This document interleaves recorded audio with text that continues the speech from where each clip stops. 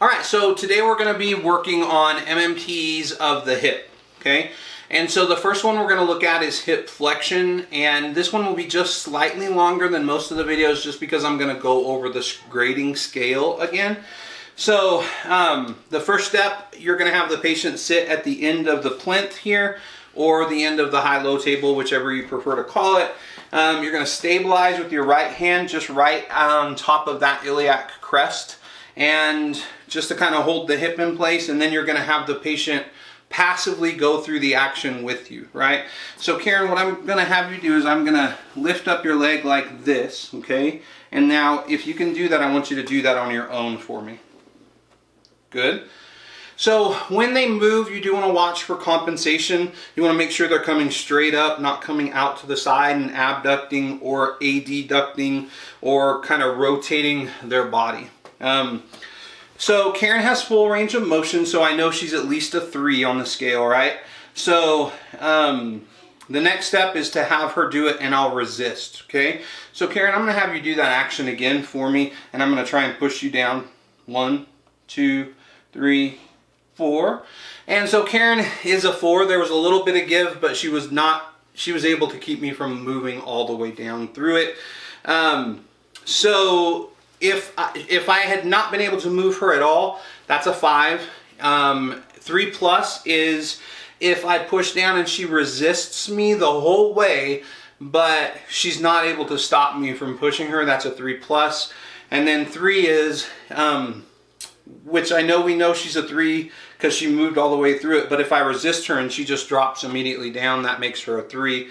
3 minus would be her moving most of the way through that range of motion, but not all the way. And a 2 plus would be just partial movement through that. So if I had asked Karen to move her leg, but she was unable to do the flexion of the hip at all, and I would have to put her in the gravity eliminated position. So gravity eliminated for this is side lying, and so what I'm going to do is I'm actually going to switch legs just for the sake of the video, but in real life you would want to make sure you're testing the same leg. So Karen, if you could lay down on your side here for me. Facing you? Facing the wall that way. Okay.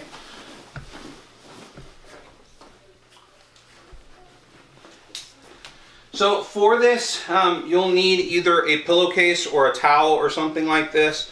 And this one is a little bit strange. So Karen, I need you to kind of just scoot right back to the edge towards me if you can. So your legs are kind of just right here.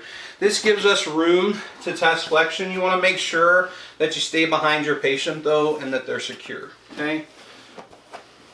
So this is a little bit strange, and the hip ones are a little bit challenging because of this. So you're going to lift her leg and get this underneath. This just reduces the friction, okay, to make sure that she's able to move this leg. So we're testing the right leg now. Like I told you, we're going to switch just so that you can see it on the camera. But this leg's kind of in the way, so what you have to do is stabilize here on the iliac crest still, lift the other leg up, right, and have them do that action. So Karen, I want you to try and do that action for me again, where you flex your hip and bring it up. Can you do that for me? Mm-hmm. Good. So Karen is able to fully go through that. That would make her a 2. If she was only able to partially go through, anything less than 100% is going to be a 2 minus. And if I asked her to do that and she wasn't able to move at all, then I would need to palpate. The tough thing about this one is you have to really kind of get deep here to palpate. And we're palpating, and I'm just going to show you. We're palpating kind of just above that iliac crest and deep. It's really hard to feel. So this is one of the toughest ones you can do. But it's going to be right here at the top of that hip where your iliopsoas is. And that's what we're really testing. So if I felt movement in that iliopsoas area, then she would be a 1. If I felt no movement, she would be a 0.